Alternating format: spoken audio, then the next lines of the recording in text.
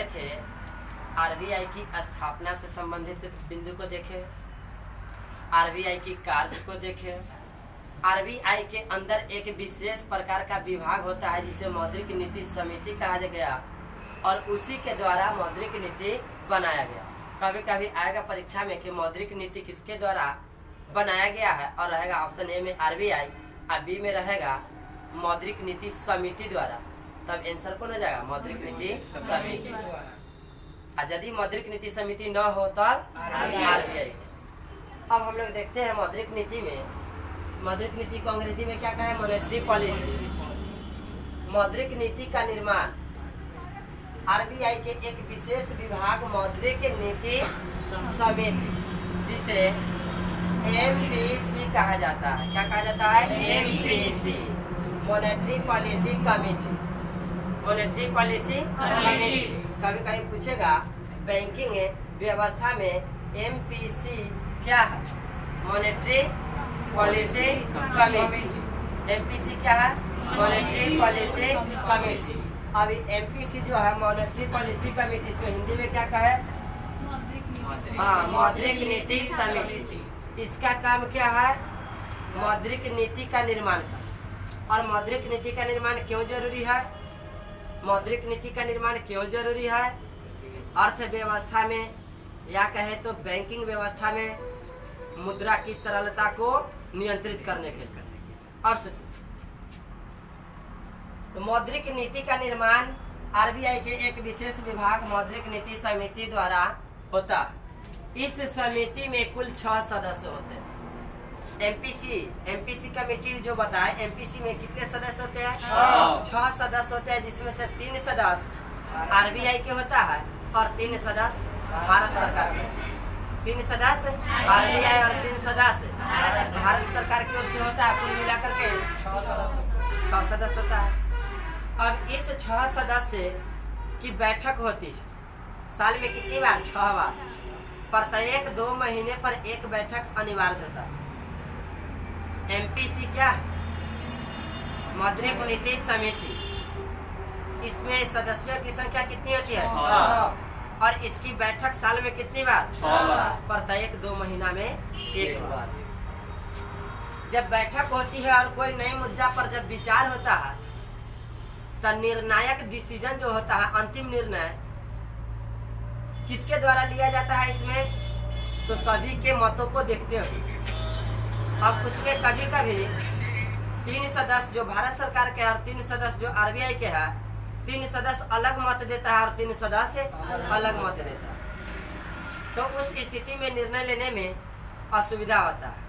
तब निर्णय किसके द्वारा लिया जाता है? आरबीआई के गवर्नर द्वारा। किसी भी बैठक में कोई नई मुद्दा पर जब बातें होती है और उसमें कोई डिसीजन लेना होता है तब मत के आधार पर डिसीजन होता है।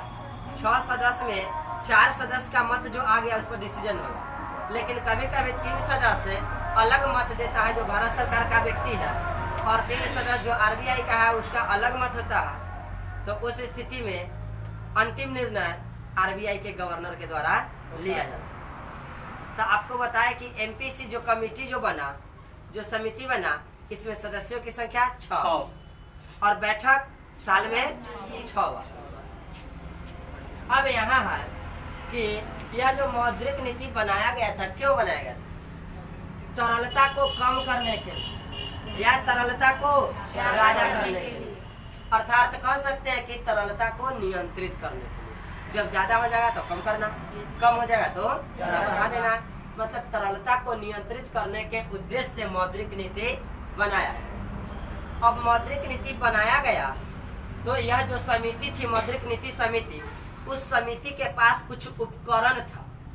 उस उपकरण के द्वारा यह मौद्रिक नीति बनाया गया और वह उपकरण के द्वारा ही तरलता को नियंत्रित किया जाता है। तो वह उपकरण कौन कौन से है जिस उपकरण के द्वारा तरलता को नियंत्रित किया जाता है? वह उपकरण है रेपो रेट। क्या बताए? Repo rate. अभी इस सभी के बारे में हम लोग विस्तार से जानेंगे कि रेपो रेट क्या होती है। एक होता है रिवर्स रेपो रेट। यह रिवर्स रेपो रेट क्या होती है? एक होता है CRR। अभी शॉर्ट में संकेत में लिखे CRR, सबको विस्तारित रूप से SLR बैंक रेट, OMO, इस सभी के बारे में अभी हम लोग विस्तार रूप से जानेंगे।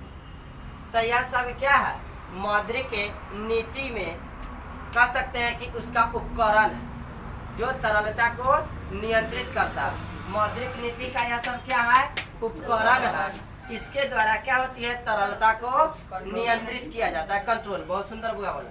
अब देखो बगा, सबसे पहले जो रेपो रेट है, इस रेपो रेट के बारे में हम लोग जानेंगे क्या होती है रेपो रेट।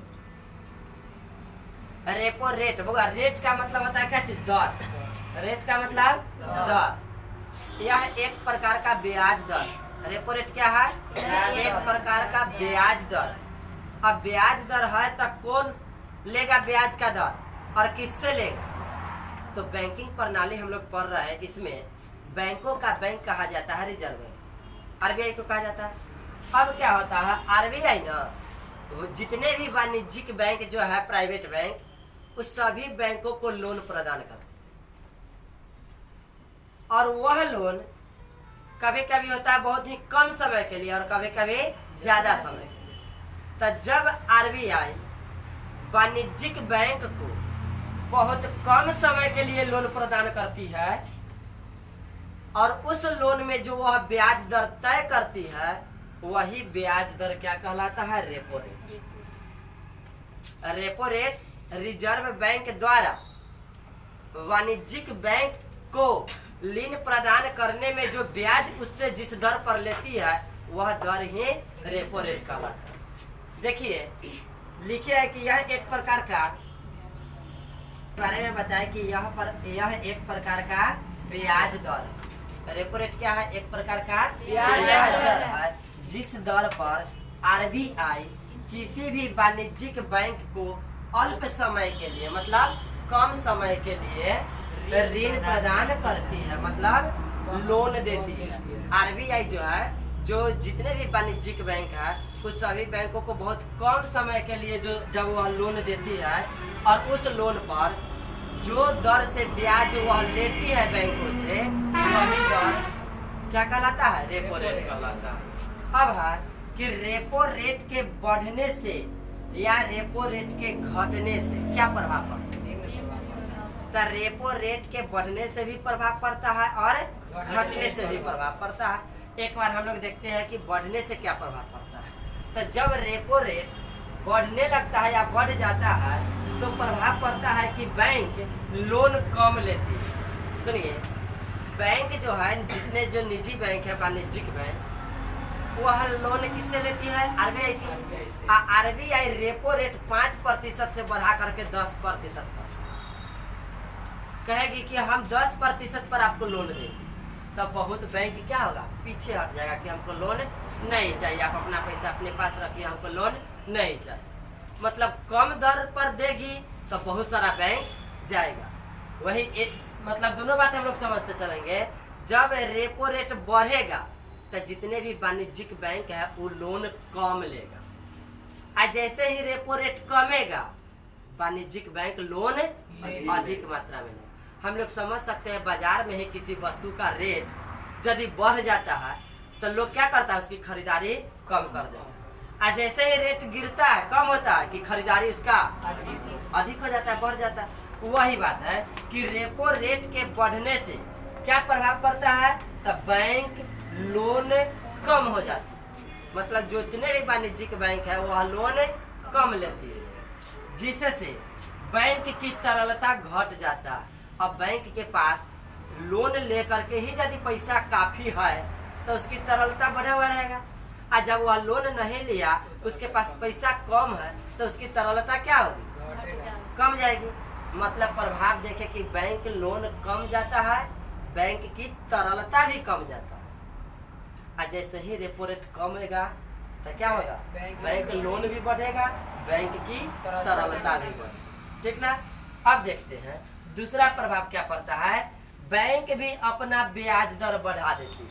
हाँ, जैसे रेपो रेट बढ़ेगा तब बैंक भी अपना ब्याज दर बढ़ा देगा। बैंक से कौन लोन लेता है, ग्राहक। हम सब लोग लेते हैं बैंक से लोन। तो हम लोग भी जब बैंक के पास जाएंगे लोन लेने के लिए, तो वह पहले यदि 4% पर देती थी, 3% पर, तो वह कहेगी 8% पर देंगे। क्यों? क्योंकि वह कहेगा कि आरबीआई ही यदि रेट बढ़ा दी है ब्याज दर तो हम भी बढ़ाएंगे। कैसे हम लोग सामान खरीदने जाते हैं तो 10 रुपए वाला सामान कभी कभी 20 रुपए में बिकता है। काहे? वह वस्तु बेचने वाला विक्रेता जो होता है वह कहता है कि हम ही जब महंगा में खरीद के लाए हैं, ऊपर से ही इसका रेट बढ़ गया तो हम भी रेट बढ़ाएंगे। वही बात बैंक के निजी बैंक जो होता है वह आरबीआई से लोन ले या न ले, लेकिन वह कहेंगे कि आरबीआई ही यदि बैंक रेट बढ़ा दी है तो हम तो स्वाभाविक है कि बढ़ाएंगे ही। तो क्या हुआ? बैंक भी अपना ब्याज दर बढ़ा देती है। उसके बाद जिससे पब्लिक डिपॉजिट बढ़ जाता है। देखिए बैंक जो जब ब्याज दर बढ़ाती है तो दोनों ब्याज दर, जब वह लोन देगी वह ब्याज दर भी बढ़ाएगी, ग्राहक के लिए भी ब्याज दर बढ़ा देगी कि ग्राहक पैसा बैंक में ज्यादा जमा करे। वह आरबीआई से तो बैंक लोन लिया नहीं, उसके पास पैसा चाहिए एकत्रित अधिक मात्रा में, तो बैंक क्या करेगी? ब्याज दर अपना बढ़ाएगी। तो लोग जमा करने वाला जो ग्राहक लोग होगा वह क्या करेगा? पहले बैंक ना कम ब्याज देती थी, अब बैंक ज्यादा ब्याज देती है। अब हम गांव में ब्याज न लगा के बैंके में अपन पैसा रख देते हैं, सुरक्षित भी रहेगा और ब्याज दर भी अधिक मिलेगा। तो देखिए बैंक जब अपना ब्याज दर बढ़ाती है तब क्या होता है? बैंक अपना ब्याज दर बढ़ाती है तो पब्लिक डिपॉजिट बढ़ जाता है। मतलब पब्लिक लोग जो है ना अपन पैसा जाकर के बैंक में जमा करने लगता है, ज्यादा जमा करने लगता है, पब्लिक डिपॉजिट बढ़ जाता है। उसके बाद क्या है? और ग्राहक लोन कम जाता है। हम सब जो हर साल बैंक से लोन लेकर के कृषि कार्य करते थे, बैंक से लोन लेकर के कोई नई व्यवसाय करते थे, वह चीज कम जाएगा, ग्राहक लोन कम लेगा। ग्राहक देखेगा कि अभी ब्याज दर बढ़ा हुआ है, इस पर लोन लेंगे तो फिर ब्याज चुकाने में ही स्थिति खराब हो जाएगी, इसलिए ग्राहक लोग क्या करेगा? लोन कम लेगा। हाँ, बैंक डिपॉजिट पब्लिक डिपॉजिट, ग्राहक लोग अपना पैसा ज्यादा अधिक मात्रा में जमा करेगा, थोड़ा सा लालच देख करके कि रेट बढ़ा तो ब्याज ज्यादा मिलेगा, इसलिए पब्लिक डिपॉजिट बढ़ेगा लेकिन पब्लिक लोन कम जाएगा। यह स्थिति कब होगा? जब बैंक अपना ब्याज दर बढ़ाएगी तब। अब बैंक अपना ब्याज दर कब बढ़ाएगी? जब रेपो रेट बढ़े। रेपो रेट बढ़े तो बैंक स्वाभाविक है कि बैंक भी अपना ब्याज दर बढ़ाएगा। आगे है बाबा कि उद्योग कम लगने लगेगा। स्वाभाविक है, लोग उद्योग लगाता है तो कहाँ से उतना पैसा लाता है? बैंक से लोन कराता है। और जब पब्लिक बैंक से लोन ही नहीं लेगी तो उद्योग कहाँ से लगे? उद्योग नहीं लगेगा, उद्योग कम लगेगा। और जब उद्योग कम लगेगा तो फिर से प्रभाव क्या? बेरोजगारी होगा। उद्योग लगा ही नहीं तो लोग काम कहाँ करने जाए? कहीं कहीं उद्योग लगता, नई फैक्ट्रियां की स्थापना होती, 100, 200, 1000, 2000, 5000 लोग उसमें काम करने जाते तो लोगों को तो रोजगार मिलता। अब उद्योग लगा ही नहीं तो लोग क्या हो जाएगा? बेरोजगार होगा। तो उससे क्या होगी? बेरोजगारी बढ़े। ठीक। अब है कि मांग कम हो जाता है, वस्तुओं का मांग बाजार में क्या हो जाता है? कम हो जाता है। अच्छा, मांग काहे कम हुआ?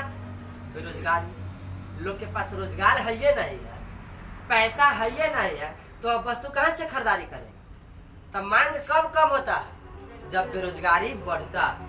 बेरोजगारी को बढ़ने से मांग कम होता है, और जब मांग कम होता है उसका प्रभाव कहाँ पड़ता है? वस्तु पर।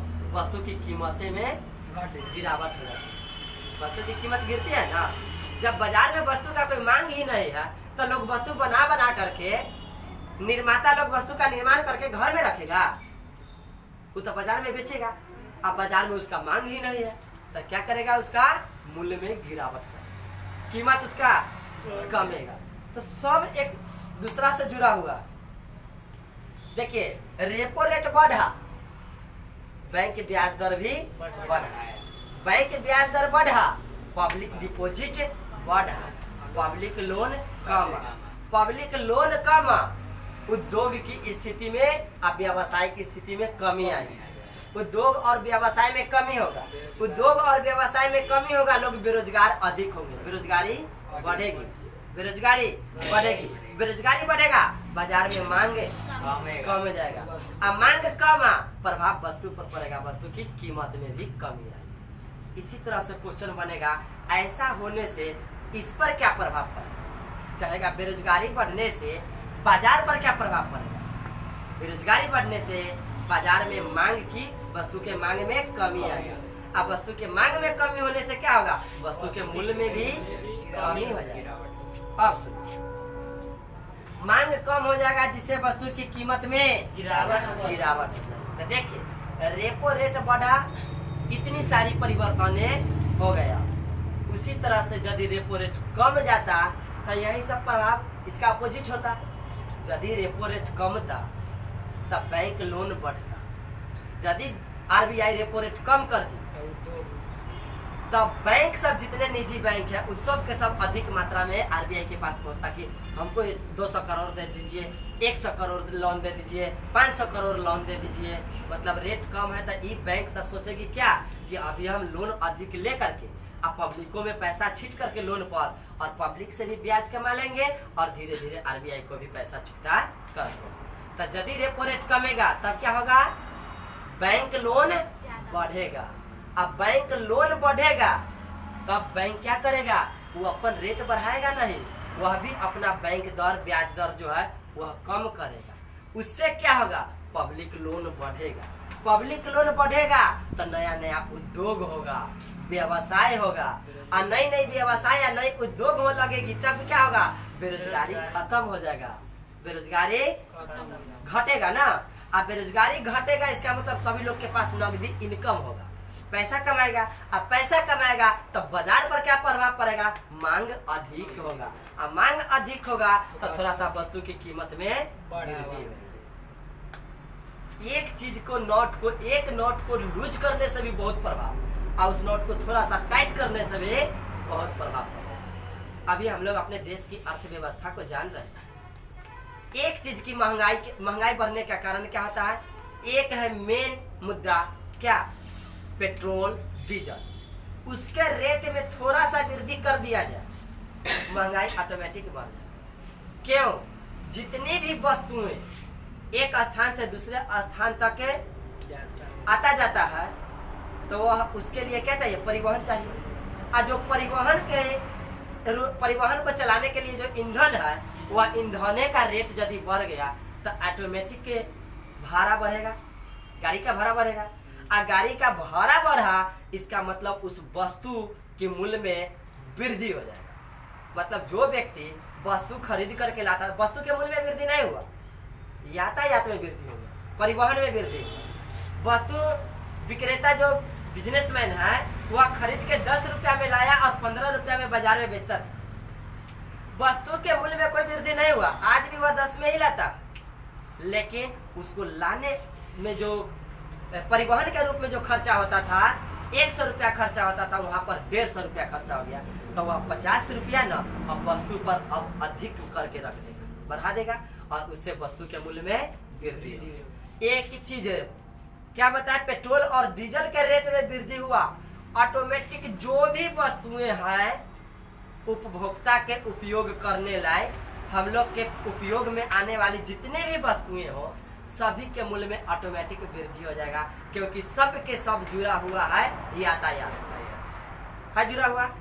वही बात बैंकिंग सिस्टम में हम लोग देख रहे हैं कि रेपो रेट पर सब कुछ निर्भर करता है। रेपो रेट बढ़ा सब कुछ अदल बदल जाएगा, अर्थव्यवस्था ही कुछ दिन के लिए पूरा परिवर्तन। रेपो रेट कमेगा फिर से वही स्थिति, अर्थव्यवस्था में बहुत ही उतार चढ़ाव। हाँ, ज्यादा लाभ क्या होता है, किस स्थिति में अर्थव्यवस्था को ज्यादा लाभ किस स्थिति में होता है, जब रेपो रेट कम रहे। ठीक, अब हम लोग देखते हैं रेपो रेट के बारे में जान गए। अब देखते हैं क्या चीज, reverse repo rate. Reverse repo rate क्या होता है, रिवर्स रेपो रेट होती है, अभी हम लोग रेपो रेट देखे उसका जस्ट उल्टा होती है रिवर्स रेट। अब इसको समझेंगे ये क्या होता है रिवर्स। बउआ, जब हम लोग के पास अपनी आवश्यकताओं की पूर्ति से अधिक पैसा हो जाता है तो हम लोग देखते हैं क्या कि यह पैसे को कहीं बैंक में रख दिया जाए, वहाँ सुरक्षित भी रहेगा, और आपातकालीन स्थिति में हम लोग जब चाहे तब पैसा वहाँ से ला सकते। तो हम लोग अपनी पैसा को कहाँ रख देते हैं? बैंक में। दो मकसद से, एक तो पैसा सुरक्षित रहे और दूसरा कि दो पैसे वहां से इंटरेस्ट के रूप में हम लोग को ब्याज भी मिले। सेम बात जब बैंक जो है वाणिज्यिक बैंक जितनी है वह बैंकों के पास यदि पैसा ज्यादा हो जाता है तो वह भी अपने पास पैसा नहीं रखती है। वह क्या करती है? अपन पैसा रिजर्व बैंक में रखती है। उसका तो बैंक वही है ना, बैंकों का बैंक तो रिजर्व बैंक है ना।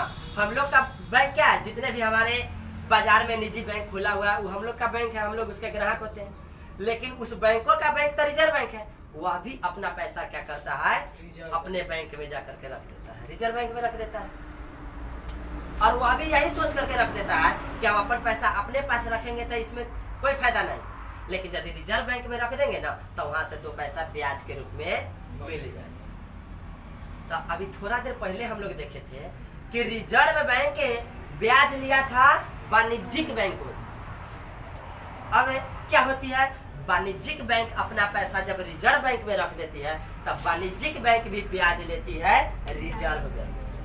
तब वाणिज्यिक बैंकों द्वारा रिजर्व बैंक से जिस दर पर ब्याज लिया जाता है वही दर कहलाता है रिवर्स रेपो रेट। समझ में आया? किसके द्वारा?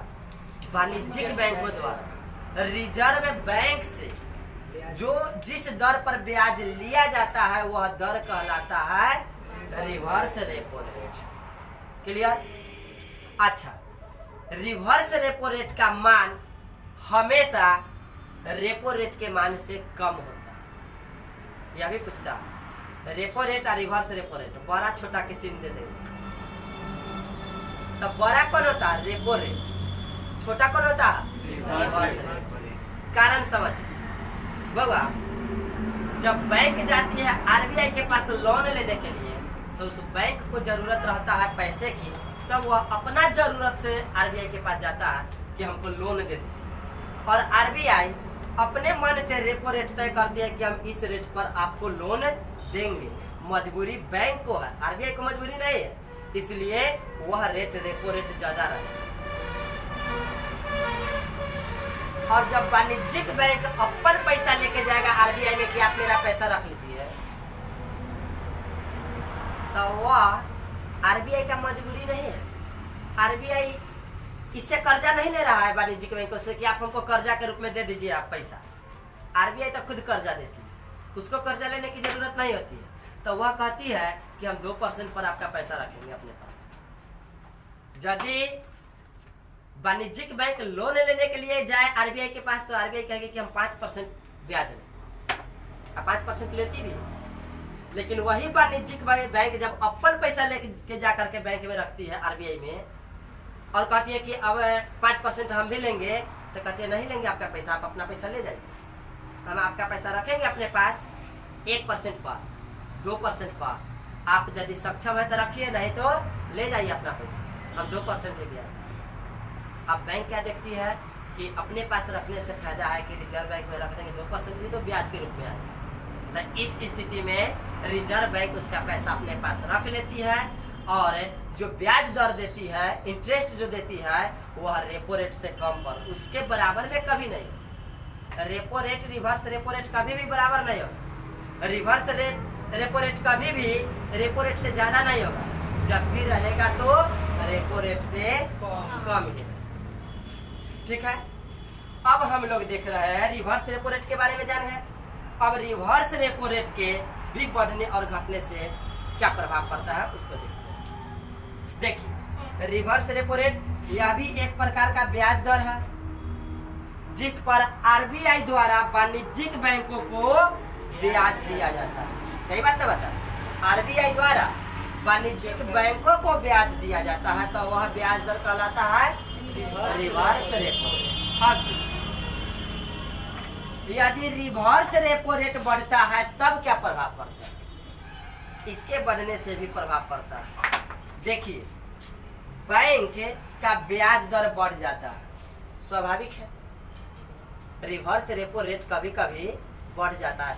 बढ़ जाता है मतलब ये ना कि रेपो रेट से बढ़ जाता है ना, हाँ 2% की जगह पर 3% हो जाएगा, 2.5% हो जाएगा, 3.5 हो जाएगा। रेपो रेट से नहीं बढ़ेगा, मतलब जिस दर पर आरबीआई दे रही थी ब्याज उसमें थोड़ा सा कभी कभी बढ़ोतरी कर दे, तब क्या होगा, तब होगा कि बैंक का ब्याज दर बढ़ जाएगा। अब बैंक का जब ब्याज दर बढ़ेगा तब बैंक मनी घट जाएगा, बैंक मनी घट जाएगा। और उसके बाद है क्या, पब्लिक लोन भी कम जाता। जैसा ही बैंक का ब्याज दर बढ़ेगा तब पब्लिक जाएगा लोन लेने के लिए बैंक में, कहेगा कि बैंक में अभी बहुत ब्याज दर ज्यादा बढ़ा हुआ है, अभी लोन लेने से फायदा नहीं है। पब्लिक लोन क्या हो जाता है, कम जाता। अच्छा यहाँ बताए बैंक मनी घट जाता।